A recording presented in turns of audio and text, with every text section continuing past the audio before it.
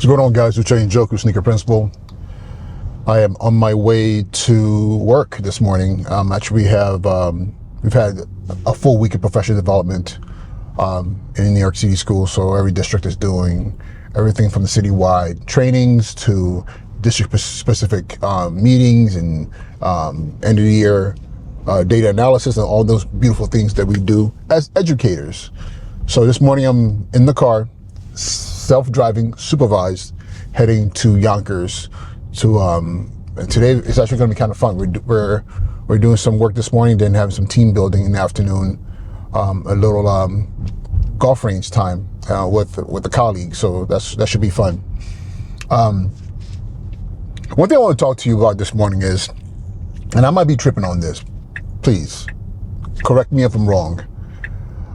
There's something about getting your life in order that makes you better across the board.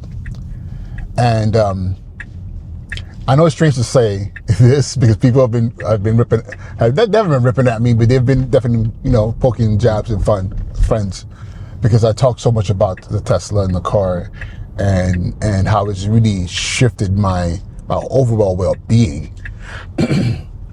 And one thing about that is just the stress level is so much lower. Excuse me. Living in a metropolis like New York City, I grew up in Los Angeles, so driving is often very stressful because you're dealing with people around you and trying to predict what they're doing, especially when they're not following the traffic rules. And to be in a space where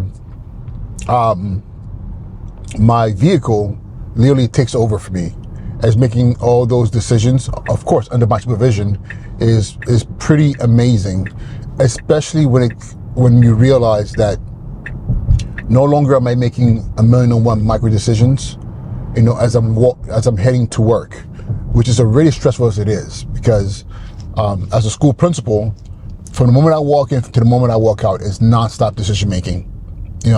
Decision making, actions, a lot of decisions on the fly, responding to things like second by second.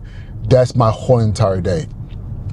So to wake up, go to the gym, work out, be in a pretty good state of mind, and then get into a car to drive anywhere between 30 minutes to an hour to get to work, and dealing with traffic and all the other things that are happening, and just trying to be alive to get to work safely.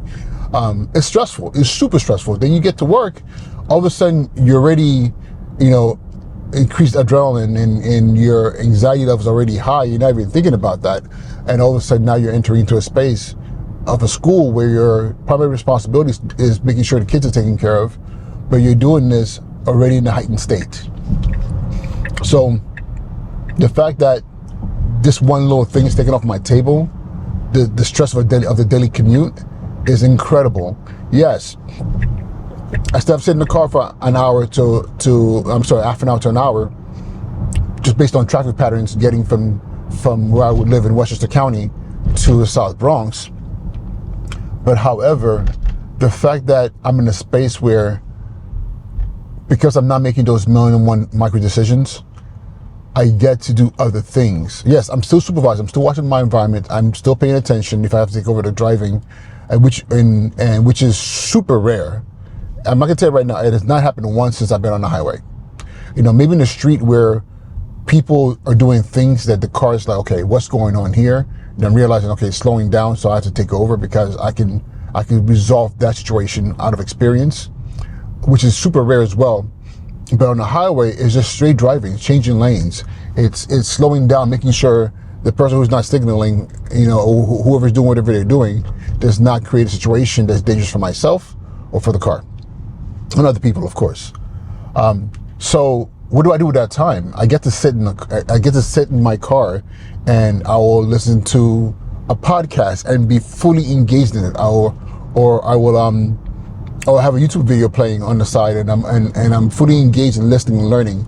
Or I make a call and I can have a conversation with a colleague and coach them through a situation, or share what's going on with the week with me, and it's not interfered with my 1,000,001 decisions I'm making as I'm driving. Because sometimes, I mean, think about it. How many times have you been in a call, hands-free, you're driving, and something happens and you miss at least 10, 15 seconds of what's being said because your brain has now switched over to what's going on over here. And that thing might be minute or it might be a big deal. You don't know.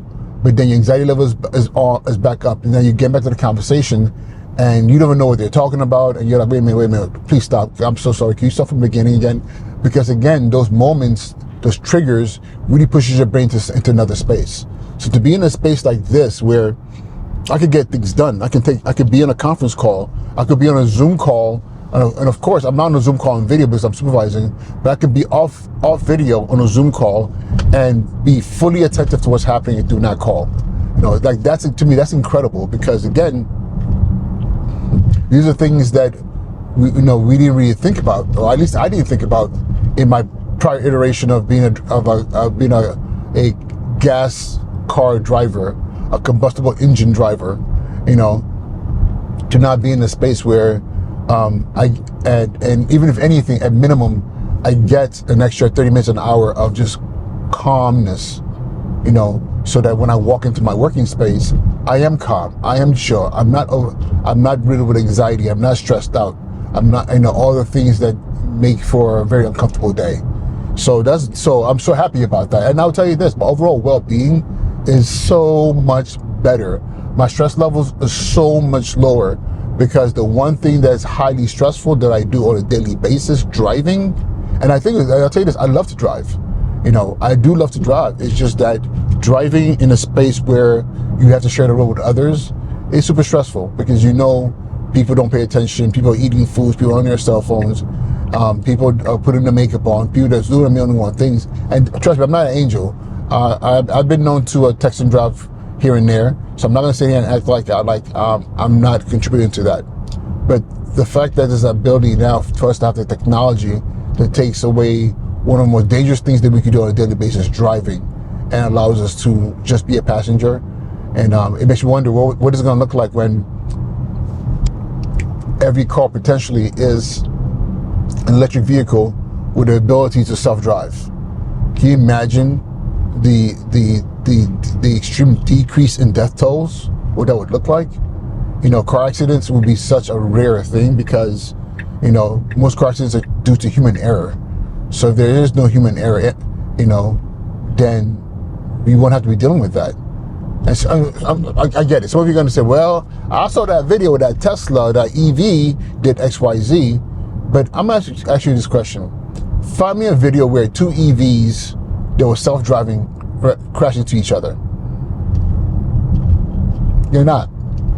Because usually when there's an issue with a Tesla or a car of that's similar, it's because of human error. It's because the human being in the car did something stupid, or the human being in the other car did something stupid. And the combination of those things is what causes accidents, or even loss of life. So to be in a space like this I'm so grateful.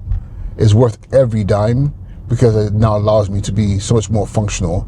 And if anything, it gives me the ability and the power to be even a better earner, to be able to create and do things in my life that before was not happening because of time wasted, having my brain engaged in surviving driving. Yeah. All right, y'all. Uche and Joku, Sneaker Principal. I'll talk to y'all soon, all right? Be well.